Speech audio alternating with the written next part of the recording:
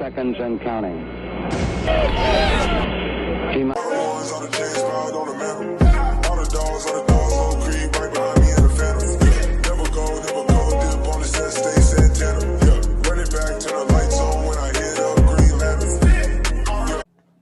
Hey, how's it going, everybody? Welcome back to another video. And today we are joined by a very special guest today, Anthony Duckett from the Space City Scoop. Hello, Anthony. It's great to have you on the show today. Likewise, I'm excited to be on. This is my first time with you guys. And Anthony, for the viewers who might not be entirely familiar with who you are, what you do, can you please explain to the audience what you do and how you contribute to Rockets and the Rockets media? Yeah, so I'm a site expert for Space City Scoop. That's the fan-sided, chapter of the Rockets. I'm also a contributor for Apollo Houston, which is we do podcast. And then I also have an upcoming podcast with Ashard Binkley. A lot of you guys might know him, called Rockets Fuel. So quite a bit of Rockets works. I think on social media, I'm most known by Rockets fans as the anti-Harden guy. But yeah, I mean, all in all, it's fun. I enjoy covering the Rockets just in general. Yeah, and again, you are one of the, I think, in my opinion, one of the most respected and well-liked faces of Rockets Twitter, and it really is, and Rockets media in general, and it's an honor to have you on with us. Again, if you guys want to check out Anthony, go follow him on Twitter at @A_Duckett. That's DUCKETT. And of course, make sure to check out Space City Scoop, Apollo Houston, and all that he does. They're all incredible works, and also very, very good for Rockets media. And again, we have a lot to talk about today regarding mainly the NBA draft. So let's get right into it, probably with the biggest debate that's circulating Rockets media right now and the entirety of the Rockets fan base. And that is revolving who to take with the second overall pick in this year's draft around the G League Ignite's Jalen Green and USC's Evan Mobley. I think me and you are kind of differing here on who we prefer, but who do you want with that second overall pick, and what is your reasoning for that player? To me, the second pick, if I'm the Rockets, I would get Jalen Green. And for several reasons. First off, I feel like, it's a pretty tried and tested theory. In the postseason, typically when you have an elite offensive wing player, that really is kind of half the battle. I mean, we saw that we can even use this year. You look at the teams that, made it really far. We saw what Giannis did, although I don't, it's debatable if you consider him a wing or not, but I mean, Trae Young, Devin Booker, Paul George. I mean, just the list goes on, and it's every year too. You think about it, when you have an, elite offensive wing in general, that really is half the battle. I also feel like, when it comes to his scoring, Jalen Green is pretty unstoppable. And I also think it's underrated, his ability to create for others. I feel like if you look at like a Devin Booker, for example, I'm not saying Green is a Devin Booker, but, if you look at like a Devin Booker, he got to the point where he was averaging 6 assists a game, back-to-back seasons. I think that really could be what we see from Green. Not saying it, as a rookie in year one, but I do think that he could morph into that. And I mean, the list kind of goes on and on for me about why I think he's the right pick. I mean, I feel like, G League, he's playing against, professionals. Although he didn't have the same exposure as he would have had in college, he was still, playing against guys who were, there's a much more intensity level. He also had, Brian Shaw, a proven coach, at the professional ranks, NBA ranks as well. So I just think that that's the right pick, but I honestly would be okay with Mobley. Either way, I think personally the Rockets they're gonna make out pretty good. But what's your thoughts? I'm pretty sure you're on Mobley mob, right? Yeah, absolutely. I'm on Mobley mob, but the points you made about Jalen Green, they're all very valid, very, very reasonable. I think there are extremes on both sides as far as Rockets fans around what they think about the second overall pick. There are people who think that Green is the best thing since sliced bread, and that Mobley is going to be a bust. And then there are people on the other side who think Mobley is the next all-time great big man, while Jalen Green is an overhyped just person who's going to score and not have any impact on the game. I think I find myself somewhere in the middle. I really do appreciate both prospects, and I do think that they're both going to have very long, very successful NBA careers. But I personally do prefer Mobley because of, number one, his defensive prowess. I think it's something that we haven't seen in a very, very long time. I don't think we've seen this level of a defensive ability since, the Anthony Davises and the Giannis's going into the draft. And I think just because of that, that's the defensive anchor is something that you absolutely need. Again, defense wins championships. This is a statement that we know for a long time. Having that defensive anchor is very, very good. And pairing Evan Mobley in the front court next to Christian Wood, I think is very, very good for our defense, because what we saw a lot of in the last season was Christian Wood, kind of being matched up against opposing centers, opposing these high quality centers. He just wasn't able to keep up with, like, the Nikola Jokic's of the world, the Joel Embiid's of the world. He's hasn't really been able to guard them at the highest level because his size isn't quite there yet. Of course, that's something he can develop and he has the time to do so.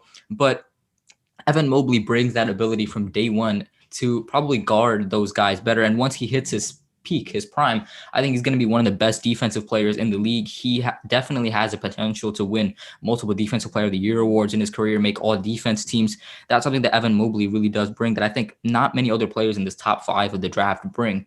And as far as the offense, a lot of people, I think, underrate Mobley's offensive capabilities.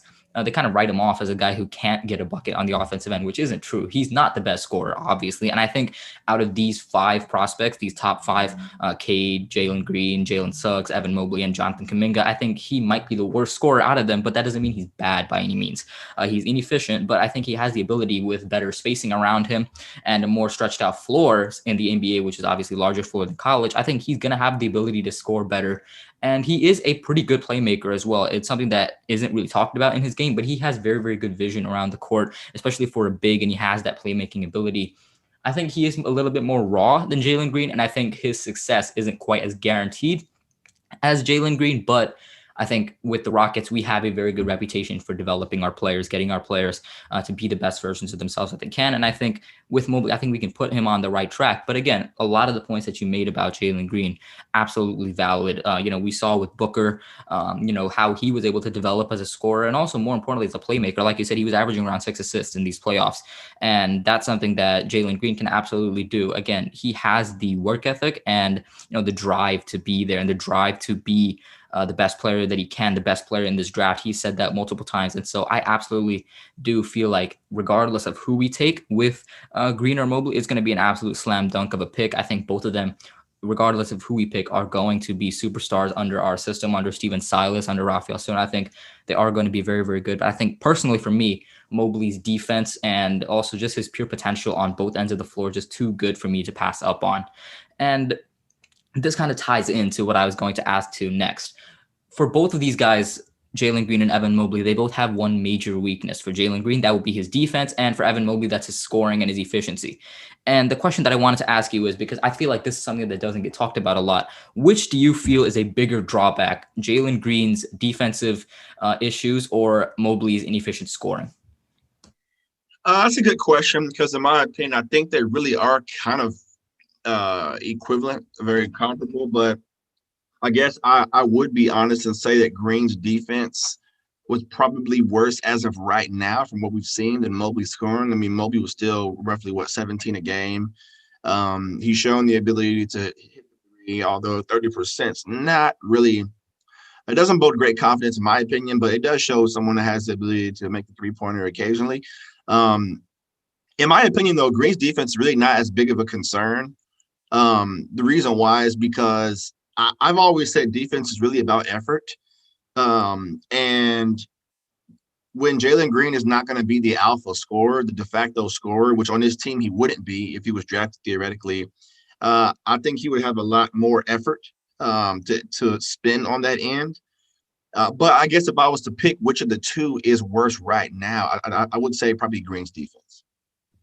And with Green, again, a lot of what you said about his defense being mainly effort, or defense in general being mainly about effort, it all ties in and it all makes sense, right? And I do think that with Jalen Green and his work ethic, I think he definitely has the ability to become a good defender in the future. And I think, because of all that, he is probably going to develop into at least a average defender, if not maybe like a slight positive on defense. But I still do think right now his defense is the worst issue. A lot of situations where players blow by him on offense on defense, and a lot of that I think is concerning, but it's nothing that can't be worked out. And as far as Mobley scoring, a lot of it has to do with number one, his not great spacing around him in USC. And I think both of these are something that will be worked out regardless of who we take. And I think both of these are pretty negligible as far as issues that can be worked out. I think the main concern for me about Jalen Green's defense is how it would work in a backcourt with Kevin Porter Jr. and Jalen Green, right? We've seen so many examples in the past of teams, that are extremely dynamic offensively, but aren't that great defensively. And it hinders them from really experiencing any long-term success. The first one, in my opinion, that comes to mind is probably the Dame and CJ pairing in Portland, right? Those are two smaller guards who are absolutely explosive on the offensive side of the ball, but on defense, they're not that great. And it's hindered Portland's ability to win a championship. And so I think maybe as a slight follow-up to this, how would you try to combat that issue of Kevin Porter Jr. and Jalen Green maybe sort of having that same effect where they're both extremely dynamic, extremely explosive on the offensive side of the ball, but on defense, they are a little bit of a concern, how you would try to circumvent that and sort of make it so that that's not a liability for the Houston Rockets going forward? I mean, in general, I think it's going to be on the Rockets coaching staff to draw up, the right defensive schemes. But in general, I actually think that the two of them, that's where they can kind of help each other. We know that they have a good relationship. I think that Jalen Green likes to be challenged. It seems like he responds well when he's challenged. I think if the Rockets in general have a higher level of accountability and let him know, that this is what we expect, I think that, he, like I said, he's always responded well to things like that. And I really think that KPJ and anyone else would actually feed off of that. I know it's not really like a schematics answer. I really just think it's a matter of applying the effort. And again, I mean, it's reasonable, right? You don't always have to fix it with a scheme, especially when you're dealing with two younger players like Jalen Green and Kevin Porter Jr. Both of these guys are under the age of 22, and they both have a very, very long time to develop their defensive abilities.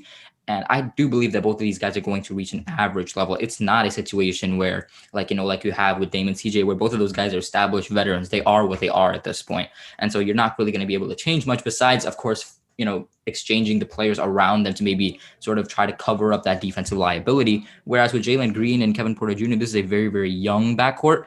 And so that's something that they can slowly develop. They can slowly sort of get used to how to, play together on the defensive side of the ball and how to sort of limit that defensive weakness that they do both have. And I think if they can get that synergy going, I think they can be able to sort of mask that defensive liability that they kind of are if you look on paper as far as their actual defensive talent.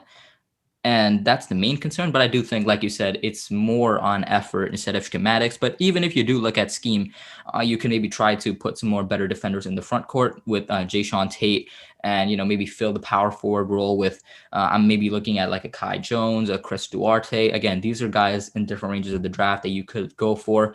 Maybe, starting KJ Martin. He's a very, very versatile defender. Those are some more schematic ways to combat it, but mainly you're probably looking for, if you're looking for scheme switchable forwards who you can rotate onto these guards so that Kevin Porter Jr. and Jalen Green don't have to guard the opposite team's best point guard, shooting guard, if that is who they're leading.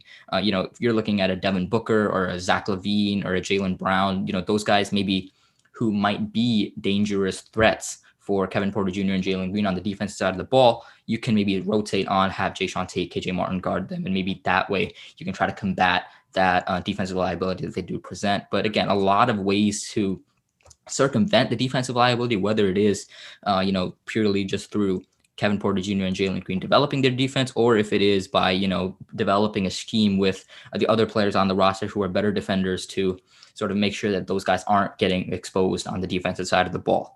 Now, again, a lot of signs seeming to point to Jalen Green being the second pick. And this is, I guess, more of a speculation question. What do you imagine the Rockets starting lineup looking like next year? Because with Green, you sort of have an interesting situation with the guards of Kevin Porter Jr., John Wall, Jalen Green. Which one starts? Do all three of them start? What do you envision the starting lineup next year looking like if Jalen Green is taken second overall? Well, I think it has a lot to do with whether you're able to offload John Wall. I really don't think that you will be able to do that. And I also think that the Rockets probably want Wall around, especially with the top rookie like Jalen Green, if that ends up being the case. So I think you probably go with the three-guard lineup where you're probably looking at Wall, Green, and KPJ. And then I think you probably start Wood and Tate. I think Tate can play the five. I know he's a little undersized, 6'4", but I think that you can do that. I would rather have Tate at the five than Wood at the five. I think Wood is really a true power forward. Um, but if you are able to package or to offload Wall, which I think would take one of your picks, probably this draft class, maybe even another one in another draft class too, then you're probably looking at something like KPJ, Green, Tate, Wood, and then Olynyk if you're bringing him back. Um, but in general, I don't really think that the Rockets are going to be able to offload Wall this offseason. So I think you're probably going with a three-guard lineup. And with that whole lineup, I think the real question here is, do you play Jalen Green at the small forward? Do you play Kevin Porter Jr. at the small forward? I know Cleveland had some lineups where they ran Kevin Porter Jr. at small forward, but he didn't really play that well there. A lot of questions, but we've seen three-guard lineups be successful in the past. We saw it with OKC, last year with Chris Paul, Dennis Schroeder, and Shai Gilgeous-Alexander. That was a very, very successful lineup. I think that was somewhere in the top 5 as far as best lineups, as far as their net rating. And so we've seen three-guard lineups work in the past. And so there's no reason to believe that a John Wall, Kevin Porter Jr., and Jalen Green lineup can't work, especially if these guys can, get their chemistry going, work together in the offseason, work together in training camp, and through the start of the season, get that chemistry going. I think there's no reason to not believe that you can't have one of those lineups be super effective. And with that, the offensive potential is through the roof, right? You have two dynamic scorers in Kevin Porter Jr., Jalen Green. John Wall also has the ability to contribute big buckets when he's healthy. And even when he's maybe not 100%, he still has the ability to facilitate, to play make. And that veteran presence will also probably rub off on Jalen Green and maybe help with his playmaking. And so I think there's a lot of reasons to have John Wall on the roster, whether it is on court or off court fit. But again, if that's a topic for another time, John Wall, that's a whole different, circle. That's a whole different topic. We're more focused on the draft here. But again, that's a very interesting lineup, the three-guard lineup of Wall, Kevin Porter Jr., and Jalen Green. That's something that I would actually really like to see and see how that translates on the court and how that works, especially with the front court of Tate and Christian Wood. I think that has sky-high potential on the offensive side of the ball. Now, looking at a lot of these potential trades, a lot of people saying that, there's smoke going around of us potentially trading up to first overall with Detroit.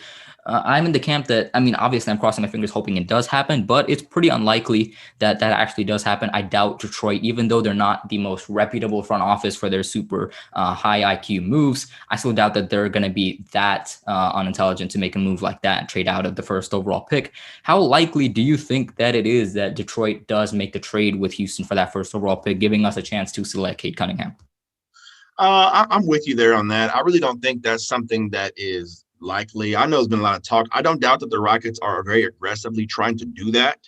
And that makes sense, to kick the tires and see what it would take. But in general, I just think that Detroit is going to want too much. We heard that they have a really high asking price for that pick. And I would pretty much bet that if it wasn't such a high asking price, we probably would have already heard a deal done or a deal agreed upon in principle or something like that. All we've heard is that the Rockets are trying to do it. We have not heard anything about Detroit being interested in what the Rockets are offering or Detroit being, interested in trading down. I know there was slight talk about them having interest in Jalen Green, but in general, I really don't think that that kind of trade will happen. It's just going to take too much. And for the Rockets' sake, I don't think it's worth it, to be honest. And again, I think kind of following up to this question, you said that what the Pistons are probably going to ask for isn't going to be worth us pulling the trigger on that first overall pick. What is a package that you would be willing to give up? Or more specifically, what is the most that you would be willing to give up in a package for that first overall pick? I like what I've heard that the Rockets are trying to do, which is, we had heard that they were trying to get the Pacers, their number 13 pick, giving up Gordon and one of the 20 picks that we have, 23 or 24, and then offering 13 and number 2 to Detroit for Cade. I think if it came down to it, I would possibly be willing to offer them to 13 and the other 20 pick that we have. Um, I think I'd rather hold on to that in the off chance that there could be a Wall deal. We're going to have to attach a first round pick, I think, to get rid of Wall. Um, but I mean, in general, I think the package that I would feel most comfortable with is that, 13 and 2 for number 1, because that would give Detroit another lottery pick, and they would get the second pick overall. If they really do like Green, they would have a shot at him still. So that's probably the most I'd give up. I read today about the Rockets being willing to, or attempting to trade some of the Brooklyn picks in future years. I do not think that's the way to go at all. I just don't think it's really worth that much. But in general, that's probably what I'm willing to do. I like the idea of getting 13 from Indiana, giving that up to Detroit, because it would also allow us to get off of Gordon's contract too. So I like that package.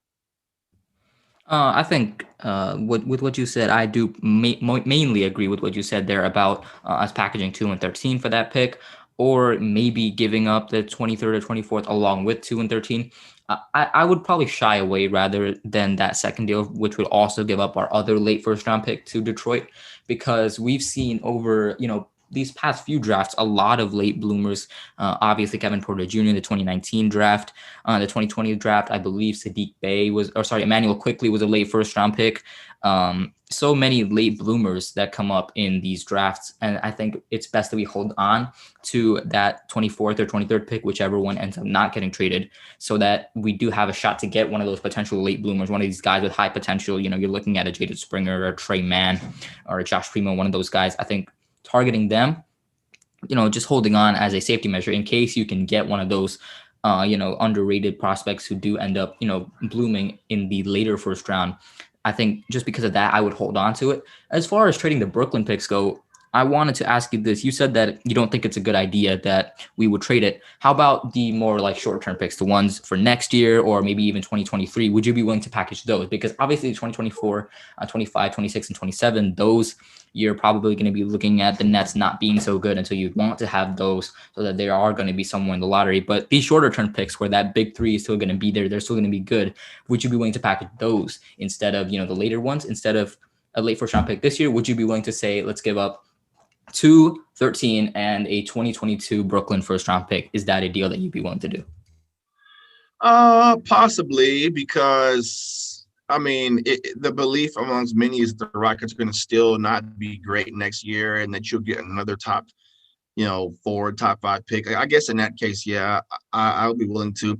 I mean, in general, I saw that Ben Dubose, who is great, by the way. Today I saw that he said, the Rockets didn't get all these draft picks to use them, to actually make draft picks. So in that case, that makes sense to me that you'd be willing to package them or get rid of one or two of them. So I guess in that case, yeah, I wouldn't be opposed to that. And again, next year is absolutely, a good year as far as, potentially helping the rebuild next year. Is the only year, I think, out of these next upcoming 4 or 5 years that OKC doesn't own our pick at all. There's nothing on that pick, no swap, no protection, anything like that. We just have our pick next year. And so I think that year is going to be very tantalizing to see how the Rockets move with that. And I think also the Brooklyn pick is another way to, maybe as a sweetener for that first overall pick, a lot of upcoming things with that pick and that year. But again, a lot of interesting things. But one of the main things that we were talking about in that deal is getting the 13th pick, which is also something that we would have to trade for, which is what I want to talk about next. A lot of smoke going up about Eric Gordon being traded for the 13th pick along with a late first round pick. What are your thoughts on that? And I think a more important question here is, if that trade happened, who would you look for in that 13th pick range?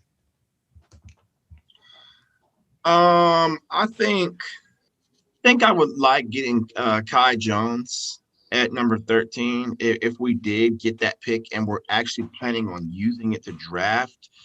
I've always kind of been of the opinion that the Rockets want that pick to have, more ammunition to make a deal and not actually use that 13th pick to draft. But I think that if we were to do that, yeah, I think I would like Jones. Yeah, and again, Kai Jones, James Bouknight, these are all guys who you could be looking at. But again, more likely than not, that pick is probably going to be used to trade, and that does make sense for, as far as the whole trade goes.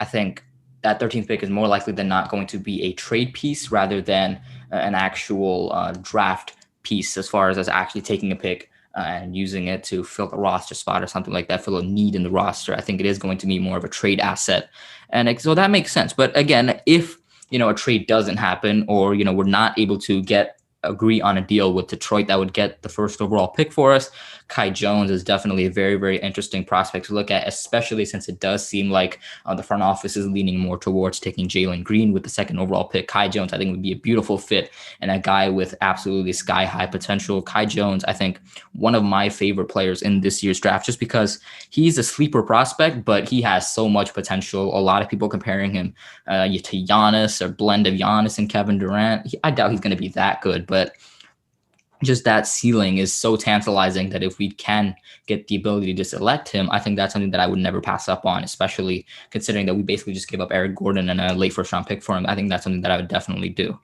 Now, assuming that a trade doesn't happen, what would you be looking to do with the 23rd and 24th picks? Would you be looking to trade them, maybe to offload John Wall, or if you're looking to draft with it, who are some prospects that you're looking at taking with it? If we were going to draft with it, the two names that I like are JT Thor and Man. The reason why I like Thor, I mean, his frame will, I think, allow him to be a elite defender. 7 foot wingspan. He's got lateral quickness that could, very well benefit him on both ends. He's still fairly raw on offense, but I think he would provide value in catch and shoot scenarios. And also, I mean, he's going to be fairly raw because he'll still be 18 years old whenever the draft does take place. So you are looking at a guy who's going to be important, that the Rockets are able to, develop him, which again, that is, as you mentioned earlier, that's one thing that they are viewed at as being very good at, especially with Steven Silas. I also, like I said, I like Trey Man. He's able to create space off the dribble. He can make, offense for himself. He's definitely a elite outside shooter. He shot 40% from three last year, which I know that, he didn't shoot as well the year before that, but 40% from three is still a pretty good mark. I think he also is able to get to the basket pretty easily. He's still got some ways to go as a playmaker, but at least in pick and roll, he definitely can find the open shooter or find the best play in the pick and roll. So, in my opinion, if we're gonna draft with those picks, I like Thor and Man. I personally, with JT Thor, I think that's something that I could see him being maybe like a project player, like, Thunder have with Pokuševski, Bazley, all of those guys. I think Thor could be another one of those guys who you take one of these super young players who you can slowly develop with time, get them to a point where when they're around 24, 25 years old, they're finally reaching that full potential, and then their potential sky high. They can be a very, very good player. I like Thor's fit because of his defensive presence. His offense is something that will need to come along, but I really do like Thor's game. I personally have a plethora of players. I think I have like around 5 players that I'd be looking to take, and I think if we take any 2 of them, I think I would be absolutely happy with it. For me, you're looking at Chris Duarte, Trey Murphy, Jaden Springer, Trey Mann, and probably Usman Garuba. And I think if you take any 2 of those 5, I would be absolutely happy. Again, with Murphy and Duarte, those are snipers, those are elite shooters. Chris Duarte also brings perimeter defense at a high level.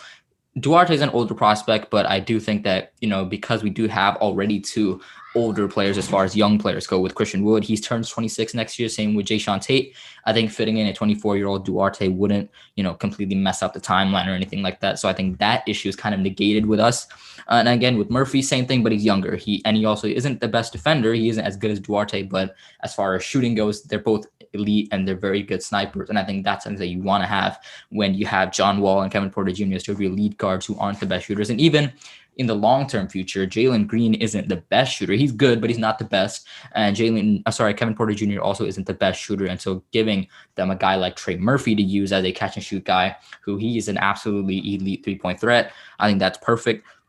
with Jaden Springer, Trey Mann, you're looking at guys who can come off the bench, score the basketball, and that's always something to have. You can never have too much scoring on a team, and Jaden Springer, Trey Mann bring exactly that. Usman Garuba, that's the hustle guy. That's a guy who's going to bring you plays on the defensive side of the ball, kind of in the same camp as JT Thor. I really do like Usman Garuba's game, but he is kind of the odd one out here in that he's not a offensive-minded player. He's more on the defensive side of the ball, but Usman Garuba, another guy that I really do like. And yeah, I mean, that pretty much wraps it up. Again, a lot going through this year's draft for the Houston Rockets. It's a nice feeling. It's been so long since we've really had anything relevant in the draft. I believe the last first round pick we had was Sam Decker. And then, the Sam Decker wasn't great for us. But then before that, you had Clint Capella.